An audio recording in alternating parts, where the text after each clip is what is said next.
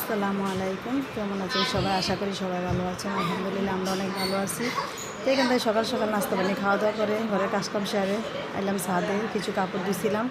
এখানে গাছগুলো ঘুরে ঘুরে দেখতেছি, আনারগুলো প্রায় কালার হয়ে গেছে গা, সবাই মাশাআল্লাহ বলবেন। এখানটা পেয়ারাগুলোও ধরছে, মোটামুটি বড় হয়েছে অনেকগুলো, আর অনেকগুলো ছোটো আছে। তো এখানটা দুন্দুর গাছটিও হয়ে গেছে গা, অনেক ফুল টুল আসে না এখনও, আর কি ধরার সম্ভাবনা আছে সামনে দিয়া। তো সবগুলা গাছই মোটামুটি মানে বৃষ্টি হওয়ার পরে অনেকটাই কাঁচা হয়েছে। তো গাছগুলো ঘুরে ঘুরে দেখলাম, কাপড় চোপড় এখান থেকে সরাইলাম। মনে করেন কয়দিন ধরে অনেক কাজকর্ম করতেছি, করে মেহমান আইছিল, দোয়া দায়ী গুছানো সব কামই মানে করা হইতাছে।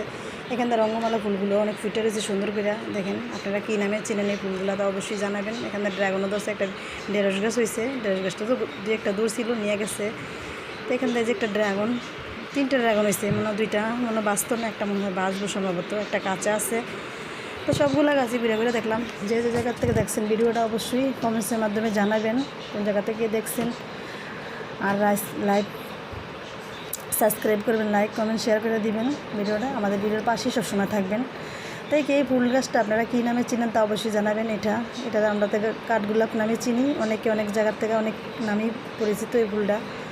তো এখান থেকে যে সুন্দর সুন্দর ছোটো ছোটো ফুলগুলো ফুটে রয়েছে, খুবই সুন্দর লাগে ছাদে, মানে ফুলগুলো ফুটলে সকালবেলা দেখলে মনটা একদম বেড়ে যায়।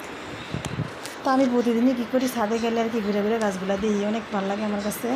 তো এখান থেকে যে গাছটা দেওয়া শেষ, কাপড় চোপড়ও দিলাম। মনে করেন আমার তো রান্না বাড়া করার কাজকাম তো সব আসি।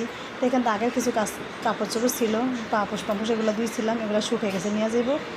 আর মানে ভিজাগুলো আবার দিয়ে দিব। তো এগুলো শুকনোগুলো থুবাই ভিজাগুলো দিয়ে দিলাম, যেগুলো ভিজা আছে নিয়েছি এগুলো আবার দিয়ে দিলাম, চাদর দিয়ে দিলাম। আজ কয়দিন ধরে তো মেহমান, আগের ভিডিও তো দেখছেন, মেহমানের জন্য মনে করেন ঘরে কাজকাম তেমন একটা করা হইতেছে না।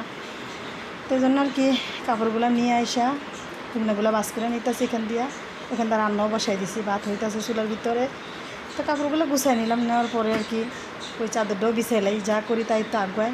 আরও তো কাজ আছে, গোসল করতে হইব, ঘরটার মোছা আছে, রান্না বাড়া এখন শেষ হয় নাই। তো চাদরটা বিছাই নিয়ে বিছনারে মানে গুছা গাছা সব কিছু করে নিলাম। তারপরে কাজ কামলি সব কইরা রান্না বাড়াও করলাম। তখন গা গোসল দিয়ে খাওয়া দাওয়া করবো আজকের মতো।